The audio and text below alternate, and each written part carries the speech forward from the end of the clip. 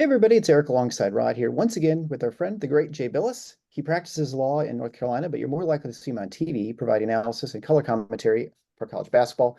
We're thrilled to welcome him back. Thanks for coming back on the Final Four on the schedule, Jay. Thank you. Thanks for having me. Yeah, our pleasure. So just a reminder, I was out actually just today and power washing my deck, and it is a pain in the butt. And I would recommend everyone check out the Squeegee Squad of Grand Rapids. They can take power wash for you because as I'm aging, I don't know what you guys feel, but stooping over and doing that sort of thing, it kills me now. So, all right, so let's get back to basketball. The biggest story in recent days is Danny Hurley, head coach for UConn, back-to-back national champs, was offered a really nice package to head to Los Angeles, the Lakers, and turned it down. So what's your feeling on the decision he made? And then I guess, does it mean anything bigger? Or is this just a one-off sort of thing with Danny Hurley? Well, first of all, I don't know what the decision was. All these things are personal to each person.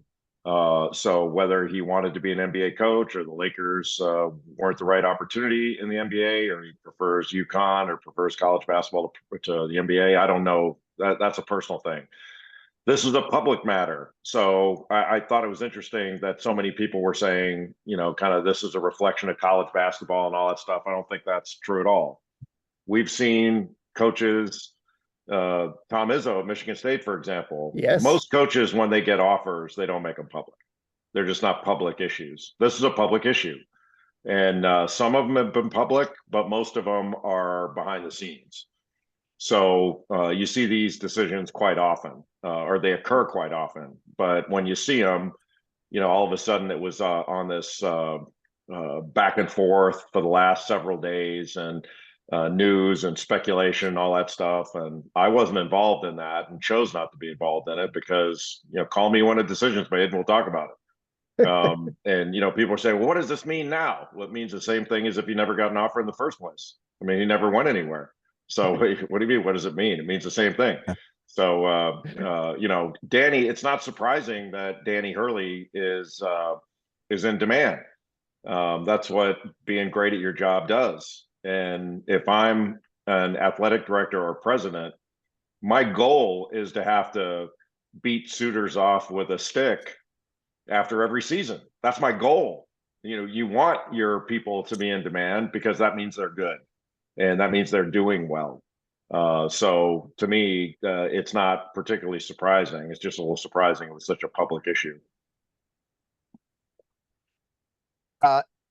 Turning to a conference you're intimately familiar with as a Duke alum, the ACC, there's been a lot of talk now for at least several months, and it honestly probably goes back further than that, mostly football driven, as all of this conference realignment stuff tends to be, at least at the high major level, about some schools.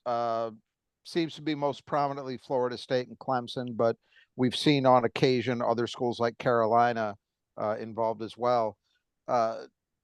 It appears, at least, trying to get out of the conference's grant of rights deal. FSU has sued and been countersued. Clemson's been in litigation. What do you think is ultimately going to happen with the ACC? I don't know. At some point, my belief is that North Carolina is the most important property in the league. It's starting to feel like Live Golf versus the PGA Tour. Right. This is about one thing. It's about money. Yeah. And the schools in every league are looking at where they can make the most money. And they look at it from a long-term sustainability standpoint. Right now, at least, the Big Ten and the Southeastern Conference are making the most money. And people look at that. How are we going to compete with schools that are making $100 million a year when we're only making 40 or whatever it is? Clearly, you can compete, but it certainly would be nice to have more, and it makes it a lot easier to have more money. But the Big 12 was teetering on the brink of disaster several years ago, and they made some moves and solidified their league, and now it seems like they're more stable than the ACC. I don't know where it's going to be, but I think the ACC schools, specifically Florida State and Clemson, it's not that they necessarily want out. but they want to be able to shop. And it seems to me anyway. And you know, the grant of rights deal that all the ACC schools entered into was a long time ago. And it's my belief, and mine only, I'm not speaking for anyone else, that they signed that deal for way too long a time period. And you know, you just don't sign long-term contracts like that, and especially with a media rights deal. Their media rights deal was too long. The market changes, and what seems like a lot of money now is not a lot of money in 5 years. It's kind of like the payment you make on your house. You know, you buy a house and you think, oh my God, how am I going to make these payments? And then 5, 10 years later, it doesn't seem like as big of a deal when home values go up. They don't always go up, but when they do. And one thing we know about college sports is the values have always gone up. And I think that college sports is undervalued. We've certainly seen that with players. Remember before NIL, everybody said none of these players are worth anything. It's a 1%. I love it when people say it's only 1% that are worth anything. You're like, really? Like, look what you're paying your strength coach, and you don't think the fourth best player on your basketball team is worth more than the scholarship. Like, it's laughable. How, just maybe on more of a, as a follow-up, just maybe more on a personal or emotional level. Do you worry? I mean, we've already lost the Pac-12, which we're going to turn to in a second. Do you worry about the loss of traditional structure, rivalries, all of those things, and what it means to college sports, even economically, potentially? Do you worry about that, or do you? Okay. No, I don't, because if I were a traditionalist, I would be stomping my feet and, you know, with my torch and my pitchfork over the ACC or over Duke not being in the Southern Conference anymore. You know, they were in the Southern Conference at one point. Right. And I mean, I can't believe that that Michigan State's not playing in the field house anymore. How ridiculous that they would turn away from that great, you know, things change. And when, look, for older folks like me, you remember it a certain way, but just about every arena I played in the ACC doesn't exist anymore. They don't play in them anymore. So what does tradition really look like? You know, tradition is only useful if it's relevant to the present, and things have changed right now. And college sports, just like everything else, has changed. And what I find really interesting is, you know, this is not just happening now. This has been happening for decades. And the decision makers in college sports and college athletics and, you know, just the college landscape, they've made these decisions to build this into a multi-billion-dollar entertainment industry run off college campuses. They've chosen to do this, and they act like it's been thrust upon them, and it hasn't been. This is a necessary thing for all these schools. And as we're heading forward, what a lot of people aren't talking about is athletics are really important for enrollment and retention for these schools. And that's become a major issue. And we're headed towards something called the enrollment cliff. And there are a number of, because the population has dropped, which means the people that would populate institutions of higher learning are not going to be there in as big a numbers in the future. Right. And that means some schools are going to get squeezed. And one of the ways they're combating it is through athletics. You know, you have an athlete that's going there to play. He or she wants to stay and play. And people don't acknowledge it, but it's true. Non-athlete students transfer schools at a higher rate than athletes do. And people don't want to wrap their heads around that, but it's true. Yeah, you definitely see that with smaller schools that are starting football programs in, you know, D3 or something, just in order to increase the amount of male students they have coming in. And yeah, as less people go to college, it definitely is changing things. Well, you know, we just talked about the Pac-12, which was, you know, Pac-8, Pac-10, to your point of how things just keep changing. And the traditional members keep changing. Well, then just disappeared. It's gone. It's been absorbed by other conferences. Big Ten gets 4 of them. They get the 2 Southern California schools and then Washington and Oregon. What do you think that does for the Big Ten? Do you think I mean, I think overall it probably helps its profile, but what is your opinion on what it's going to do for basketball? We're not worried about football so much, although that's what's driving these decisions, obviously. Well, money's driving it. If they made football money in softball, then we'd say softball's driving it. Money's driving it. Yeah. So it doesn't matter what sport, money. And a lot of these other sports are growing in their popularity and in their revenue. So yeah, I agree. I agree. Generally, football is part of, but money's the issue. I don't know what this is going to do, but it's hard for me to lament the loss of tradition when the ones who are involved in it don't value it. So, USC and UCLA, they could have saved the Pac-12 if they wanted to, but Yeah. they left. And then the rest of the league looked for a landing spot. But it does show that some of these leagues always teeter, they all teeter on the whims and the wants of their most valuable properties. So you have a Pac-12 without USC and UCLA. Do you really have a Pac-12 anymore? The answer is you don't. And everybody else scrambled to get out and to find a place where they could find a sustainable long-term home. So look, it's going to be different. But what did everybody say 12 years ago? They said this is all going to consolidate, and it's consolidating. Do I see in the future of us, college sports having a separate division for the higher revenue schools that want to compete on the level against the higher revenue schools? Yeah, I do. I think it's the smart way to go about things. It's always struck me as ridiculous that Division One has 360, I think it's 360 now, teams. And we think they're all competitive with one another. And, so when you hear administrators, and they say it a lot, they talk about competitive balance, it's not fair, and how can we compete and all this stuff. If they really wanted competitive balance, they wouldn't be telling the athletes they have to take less so we could have competitive balance. They would revenue share with one another, and they don't do that. They all want to keep their own money. And I don't blame them. That's fine. But their cries for competitive balance ring hollow. And that's what they're gonna tell Congress is we need guardrails for the athletes so that we can have competitive balance. And you're going, where are the other guardrails? Where are the guardrails on what you can spend, and where are the guardrails on earnings and all that stuff? There are no guardrails there. What you pay coaches, no guardrails there.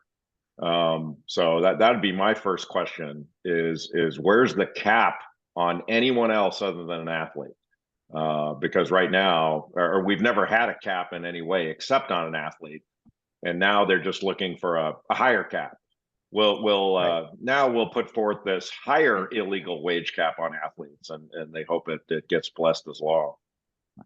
Yeah, that leads me into the next question. When we had you on last summer, we had, I thought, a very, very good discussion about all of the elements related to compensation and where college athletics at the big time level goes. So since then, we've had this recent case come up, House versus NCAA, and I think that flows naturally from what you were just talking about.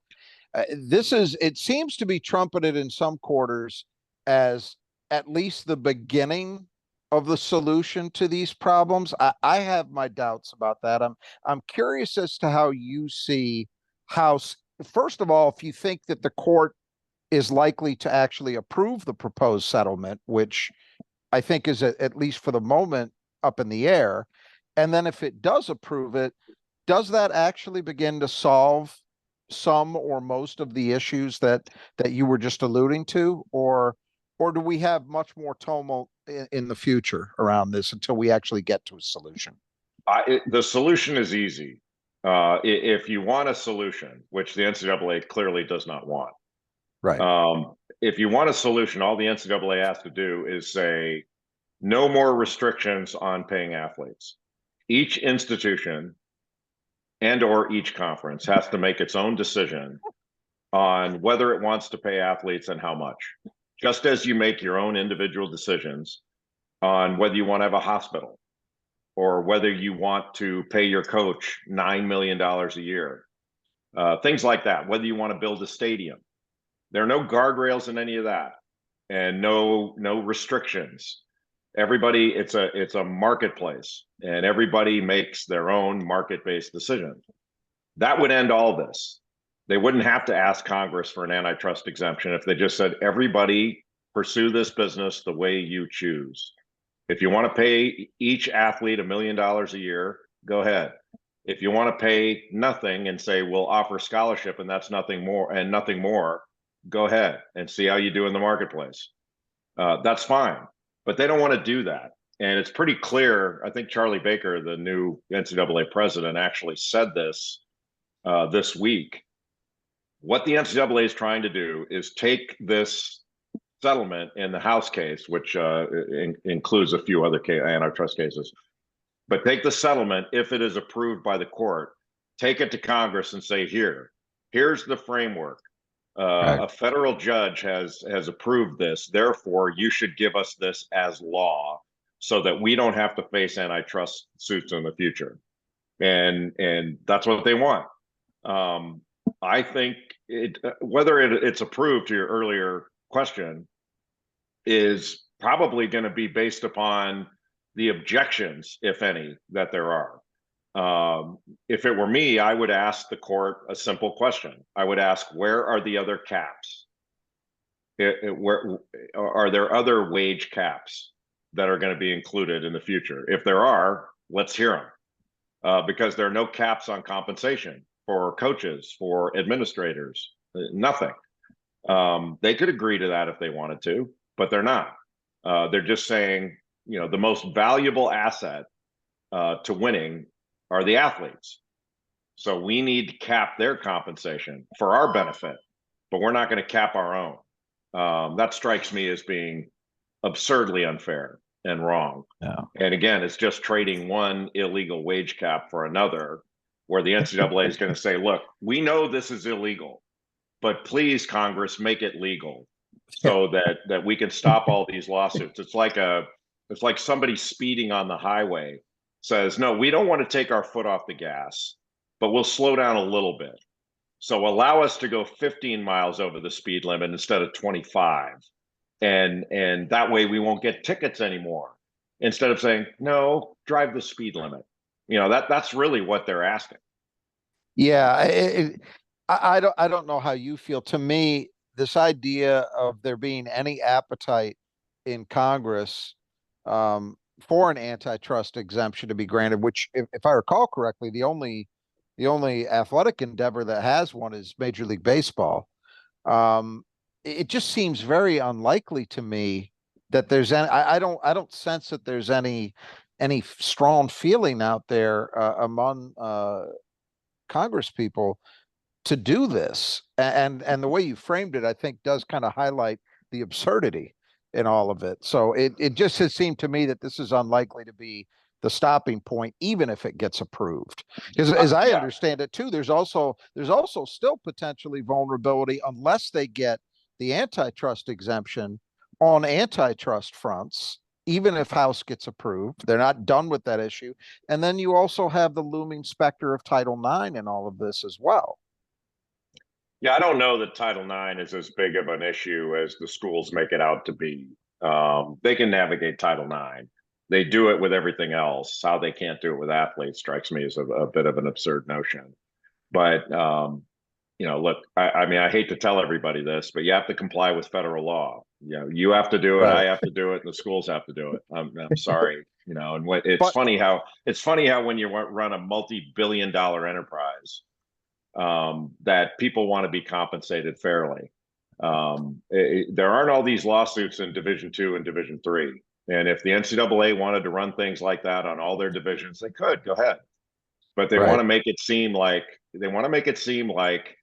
we're making billions of dollars, but we can't afford to do this unless the athletes remain unpaid. And so they're saying, I mean, there's so many things tied to the athlete taking less. The Olympic movement, if we do this, then it's going to hurt the United States Olympic movement, because that's basically the training is off college campuses. So football, basketball, all these other sports, they have to take less because of our Olympic movement. But the coaches don't have to take less. Like when a coach is signed to a $50 million deal, nobody says, well, what about the softball program? How's this going to impact other sport? They don't say that. They only say that every time an athlete makes a dollar. And I find that absurd. Right. Turning to the game itself. we've had the portal and NIL in place for a few seasons, and in fact, I guess the portal has continued to get less restrictive as we've gone. Um, not talking about legal aspects of it or the morality involved in it, which I think is pretty undeniable. Just in terms of its impact on quality of play and competitiveness in college basketball, do you think it's been a net positive in terms of how it's impacted the game? Probably. I think it's a lot easier to become competitive faster now with the portal. I know coaches don't like it, and I don't blame them. I'm very sympathetic to that. That at the end of every season, maybe not even at the end, throughout the season, you feel like you're recruiting your current players and to maintain your roster, and then you have to go out as soon as the season's over, as soon as the portal opens up, and you've got to try to grab up the best players that you can. And so it's not traditionally the way it's been. But what people don't understand is, the NCAA its actions have to match its rhetoric. And since its inception over 100 years ago, they've said that athletes are just students to be treated like any other student. And athletes are students who just happen to be athletes. Well, no other student is told they can't transfer and go to a school that will have them and participate in any extracurricular activity that the school offers and wants them to participate in. So why would an athlete be any different if their rhetoric is true? And look, it doesn't mean they can't have reasonable regulations on everything, but it's a little silly that that it was based on no principle at all. And what a lot of people fail to understand is that the year in residence, where you had to sit out a year if you transferred from one school to another, that only existed in 5 sports. Football, men's and women's basketball, hockey, and baseball. That's it. It's only the sports they really cared about because it's basically a penalty. It's like a non-compete provision in an employment contract when the athletes don't have employment contracts. And the reason the portal came in is because the NCAA was getting beaten up in court over it when they really wanted to fight over money and win that. And it was making them look really bad, and they knew it. So they came up with this stupid portal. And do I think the portal can be improved upon? Yeah. I don't think it works very well. But coaches years ago used to say, well, a player just walked into my office and said he or she's transferring, and they're already in a landing spot. And now they have to say it in advance and then find a landing spot. And there are a number of players in the portal every year that don't find a landing spot. Right. So it's not good for anyone. In my view, it's not good for anyone. But it's better than the old system for athletes where you were hammered and had to stay there. And look, while I'm sensitive to it, I understand. I mean, I've got a lot of great friends who differ with me on this, and I'm fine with that. I have zero problem with people who have reasonable differences of opinion. But I do get tired of people saying, young people don't want to go through adversity anymore. Like we back in the old days loved going through adversity. We welcomed adversity. I made my decision based upon where can I find the most adversity. It's just dumb. And sort of the idea that you can't trust these players to make a good decision after they'll say, well, the grass isn't always greener. So think about this for a second. We want a high school player that has 0 college experience to be bound by his or her original decision of where to go to college. But after they've been in college and have experience in college, they can't be trusted to make a decision as to whether that place is the right place for them.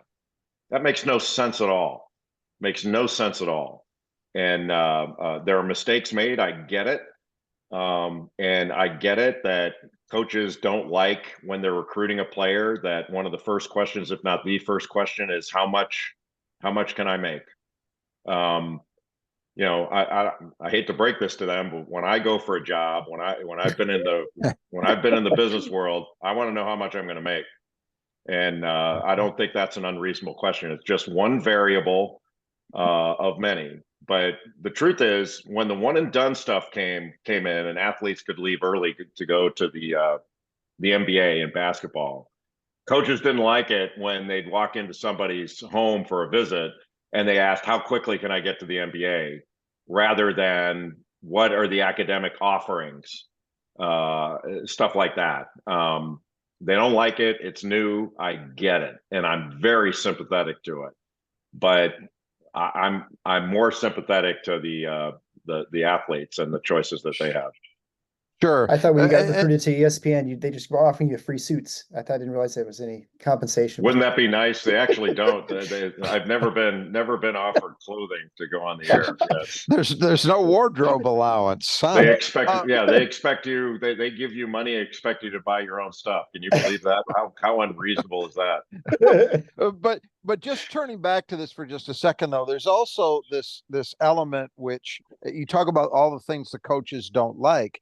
But I think one of the things it seems to me that we've seen positively, at least in terms of talent being in the college game, is that we're seeing guys stay longer because you do have these examples of players who are very good college players, but for one reason or another, their NBA aspirations at least might be limited. They're seen as too small, too unathletic, whatever it is. It seems to me that at least on a talent basis, the college game is actually in a little better place from that perspective than it had been, say, the decade or so prior, when it seemed like even guys who didn't have a shot at the first round were tempted to leave early. I mean, would you agree with that we're actually maybe seeing a little more talent remaining longer? We just had the first repeat National Player of the Year since Ralph Sampson. In Zach Edey as an example of this. There's no question that that's happening, that players are staying longer in school. And part of that, maybe the biggest part, is because they can be compensated, and their compensation is an issue. And it's an important issue. Not to mention that as they stay, they further their education. Right. And that's what the NCAA says this is supposed to be about. So right. What's the downside? And some of them are getting graduate degrees, and then you'll hear, right. But the graduate degree doesn't mean anything. That's not in the like. Good God, is there anything you like? It's like the old joke when the waiter walks up to the table: is anything okay? So there's always going to be complaining, but the truth is the complaints come when they come from coaches. Now, some of them, and Tom Izzo is one of them. Like Tom differs with me on all this, and I have no problem with it. But I can tell you from personal experience with Tom that his quarrel with the way things are is because it's pure-hearted, that he thinks it's not good for the athlete. And I'm good with that, because I do agree that there is such a thing as too much too soon. But who gets to make that decision? That's my thing. Should the system make the decision, or should the individual make the decision? Right. Meaning the player and the player's family. Because they make the decision. The funny part to me is when a player transfers and then decides to leave, it's the same person and the same family that made the decision on you in the first place. So they could be trusted to make the decision to come to you, but they can't be trusted to make the decision that they've had enough and they want to go somewhere else. And that's where I lose the logic a little bit. The solution, if you haven't asked this, but the solution to all this is really simple. And it goes back to, I think, what I pointed out earlier. If the NCAA takes away restrictions on schools paying athletes directly, gets away from all this collective stuff and goes right to the schools doing it, the natural consequence of that is going to be that schools are going to sign players to contracts. Right. When they bargain with a player for a contract, like if you can have a player sign a letter of intent that's got all this legal jargon in it, you can sign them to a contract. And when you sign them to a contract, you'll be able to bargain for contract conditions. In other words, you can say, here's the amount we're going to pay you. Here are the years, and maybe an option for further years, whether it's the school option or the player option. And then here's the amount for the buyout if you should choose to leave. So you put a buyout in there, just like coaches' contracts have a buyout, and then another school has a nice offer for the player, they're going to have to include enough to make that buyout, to pay that buyout and pay the player what the player's worth. And that's going to limit a lot of this. It's just normal business, and how they think that the players cannot handle normal business is frankly beyond me. They can certainly do it. They just don't want to. And so they make these ludicrous claims about how the entire system teeters on this. And look, we have analogous situations in other sports in the past. You mentioned baseball with regard to antitrust.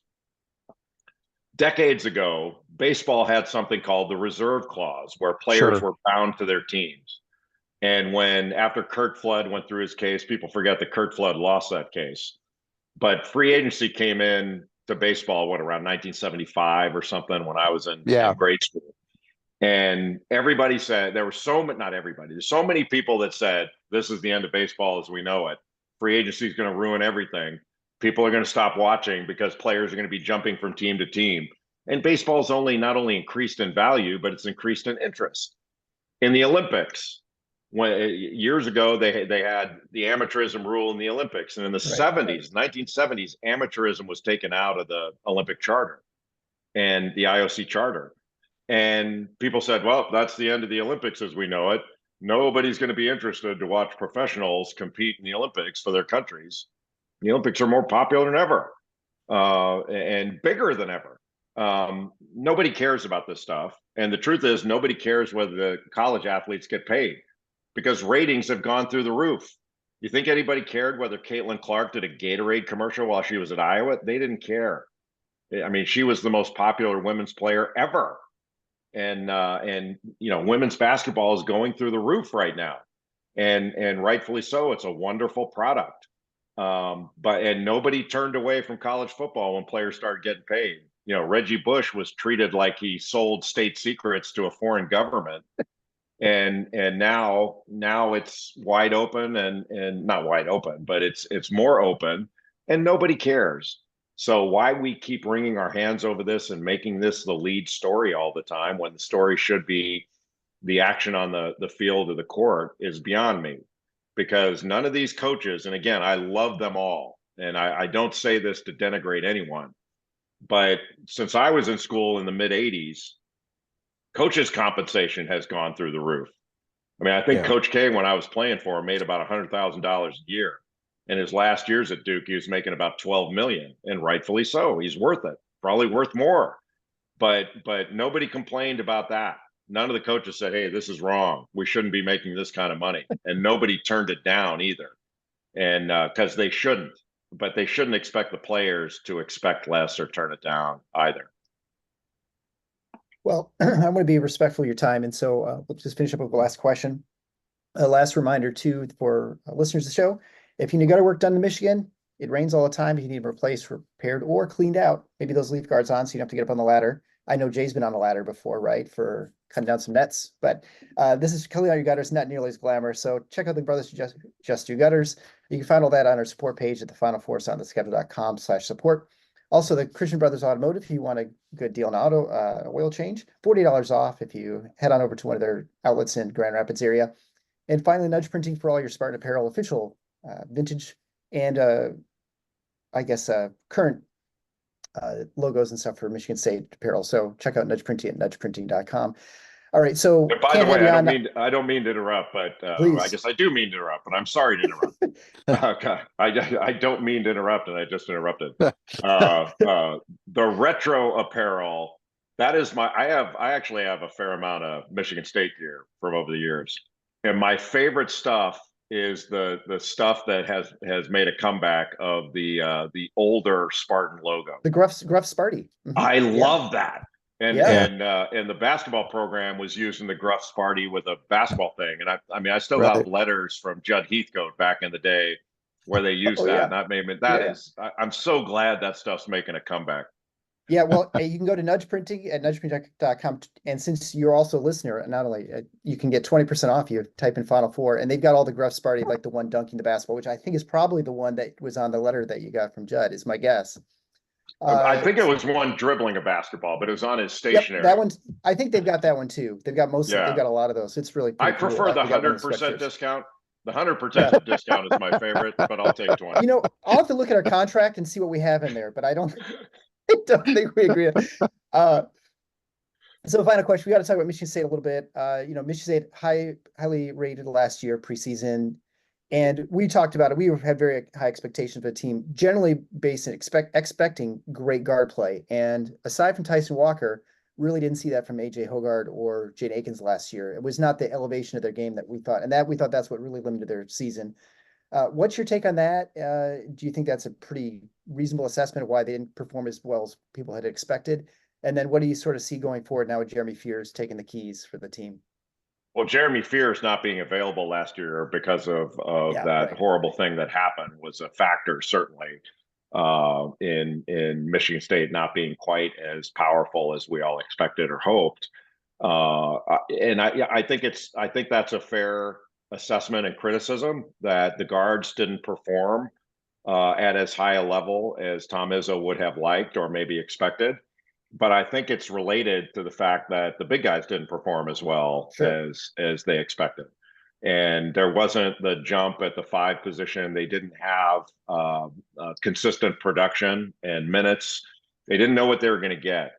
But you know, as always, like Tom figured it out, and they performed really well at key times in the season. But like I think the way Tom's recruited and the young players he has coming in, and then the veterans he's got coming back, and he's always been since the portal came in, he's used it judiciously, but I think very well. And Tyson Walker's you know, Joey Hauser, you know, all these guys that he's brought in have been really smart acquisitions. So I don't have any doubt Michigan State's going to be really good again. It's just look, it's harder now than it has been, and I happen to believe that and I'm not talking specifically about Michigan State or anyone, but I think now you have to have a general manager position because now you're not just scouting high school talent, you're scouting the rest of the country, and you have to be able to make quick, smart decisions in a very short period of time.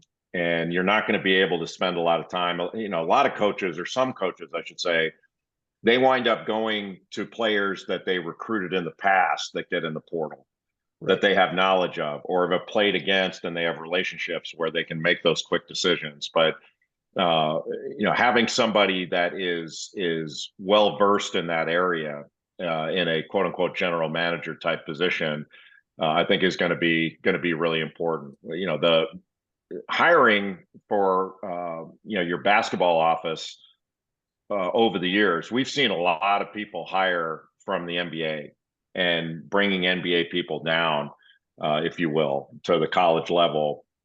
And they've done it with regard to ticket sales and all that marketing. There are a lot of pro sports people that have come into the college space because of all those things, because of the way the business is. It's professional. I mean, this is a professional sports enterprise and has been for decades upon decades. And I think we're seeing that in the administration of particular teams and sports, and I think it's necessary. Not everybody agrees with it, and not everybody has to do it, but I think it's necessary. Yeah. Well, Jay Bilas, thank you so much for coming on this Final Four on the schedule. We look forward to watching you on ESPN. Thanks again so much. Thank you, guys. It's a pleasure to be with you as always. Yeah. So until next time, the Final Four on the schedule. Go green.